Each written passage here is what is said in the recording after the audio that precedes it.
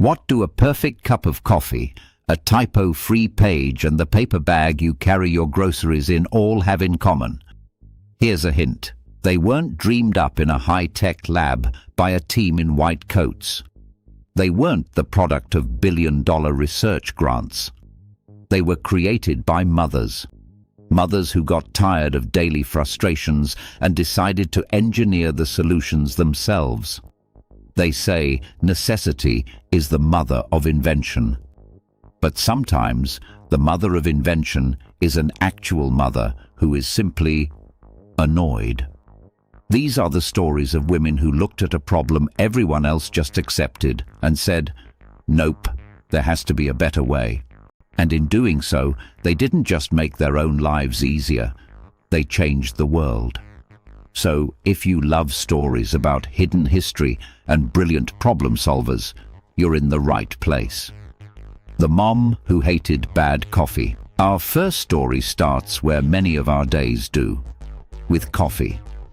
But back in the early 1900s, that cup was often a bitter, sludgy mess. Common brewing methods like percolators usually overbrewed the coffee and almost always left a gritty layer of grounds at the bottom of your cup. You could use linen filters, but they were a pain to clean and not very hygienic. Enter Melitta Bentz, a mother of 2 sons in Dresden, Germany. Melitta was tired of basically chewing on her morning coffee. She wasn't a chemist or an engineer. She was just a mum who wanted a decent cup to start her day. Fed up, she started experimenting in her kitchen. She grabbed a brass pot, punched some holes in the bottom, and then had her light bulb moment. She took a piece of blotting paper from her son's school notebook, stuck it inside the pot, added coffee grounds, and poured hot water over it. The result? Revolutionary. A clear, flavorful coffee with no bitterness and, most importantly, no grounds. Cleanup was a breeze. Just toss the paper. Melitta knew she was onto something.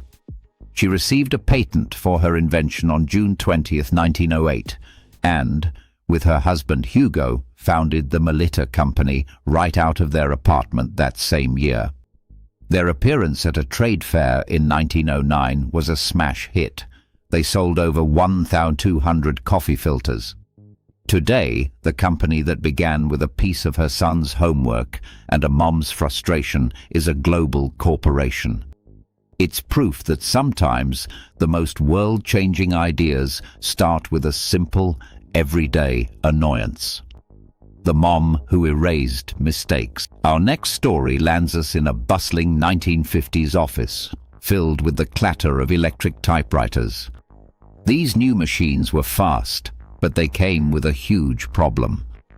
Their carbon film ribbons made mistakes nearly impossible to fix neatly.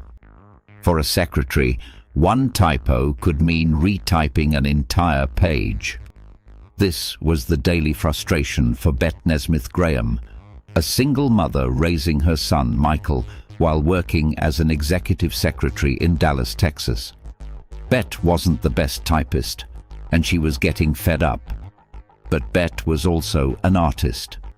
She knew that when a painter makes a mistake, they don't scrap the whole canvas. They just paint over it. This gave her an idea. Working in her kitchen, she used her blender to mix up a batch of white, water-based tempera paint, which she color-matched to her company's stationery. She poured it into an empty nail polish bottle and secretly took it to work. Whenever she made a typo, she just discreetly painted away. Her boss never noticed, and soon other secretaries were asking for their own bottles of her mistake out. In 1956, she started selling the product, which she later renamed liquid paper. At first, she ran the whole operation from her home, hiring her son and his friends to fill bottles in the garage for $1 an hour.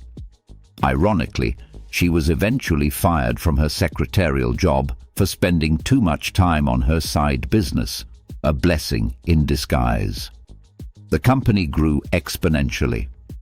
By 1979, Bette Nesmith Graham sold liquid paper, to the Gillette Corporation for $47.5 million. And her son, Michael Nesmith, the one who used to fill bottles in the garage. He grew up to be a member of the pop rock band, the Monkees. The mom who built a better bag. Let's jump further back to the 1860s. Imagine going shopping, but instead of sturdy paper bags, all you have are flimsy, envelope-shaped sacks. They couldn't stand on their own and could barely hold anything heavy. This was the reality until Margaret Mattie Knight got annoyed. Knight was a prolific inventor from a young age. At just 12, she invented a safety device for cotton mills after seeing a worker get injured. As an adult, while working at the Columbia Paper Bag Company, she was frustrated by how inefficient the bags were. People had to pack these flimsy things by hand, and it was a slow, tedious process. Margaret was convinced a machine could create a better bag, one with a flat bottom that could stand upright and hold more. So she started sketching. Within months, she had designed a machine that could automatically cut, fold, and glue paper into the square-bottomed bags we still use today. But when she took her wooden prototype to a machine shop to have an iron version built, a man named Charles Annan saw it, copied the design, and patented it as his own. When Knight filed her own patent, she was shocked to find her idea had been taken. She took Annan to court. In court, he argued that such a complex machine simply couldn't have been invented by a woman. Margaret responded not with arguments, but with evidence. She produced her original detailed blueprints and drawings, proving beyond a doubt that the invention was hers. She won the case and was awarded the patent in 1871. She went on to found the Eastern Paper Bag Company and became a symbol of empowerment, proving that ingenuity knows no gender. The mom who fought for the right to sight. Not all frustrations are just inconveniences. Some are matters of life and quality of life. Our final story is about a mother whose frustration was aimed at a global injustice: preventable blindness. Dr. Patricia Bath was a pioneering ophthalmologist and the first African American to complete a residency in the field. During her internship in the late 1960s, she made a startling observation.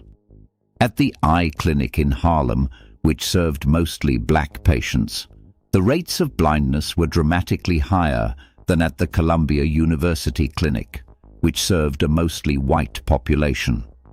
She conducted a formal study and proved it. Black Americans were twice as likely to suffer from blindness, largely due to a lack of access to care. Dr. Bath was frustrated, even angered by this disparity.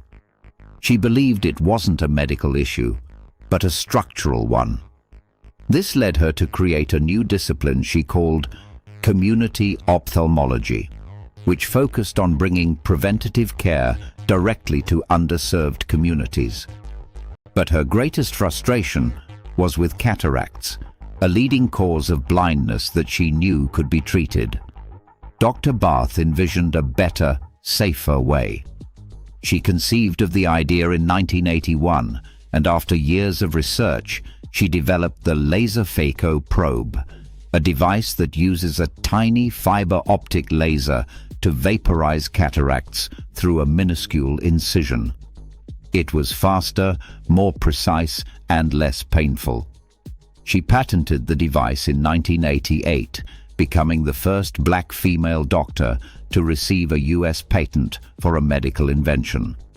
With her invention, Dr. Bath was able to restore sight to people who had been blind for over 30 years. Her driving belief was simple, yet profound: that eyesight is a basic human right. From a cleaner cup of coffee to the fundamental right to sight, the pattern is clear. These women weren't just mothers, they were observers, problem solvers, and innovators. They saw a flaw in the world around them, whether in their kitchen, their office, or their hospital, and refused to accept it. Their genius wasn't born in a lecture hall. It was forged in the fires of everyday frustration. They remind us that the next world-changing idea might not come from a billion-dollar lab, but from someone, somewhere, getting fed up and deciding to build a better way. So, which of these stories surprised you the most? Let us know in the comments. If you found these stories as inspiring as we did, don't forget to give this video a like and subscribe for more hidden histories. Thanks for watching.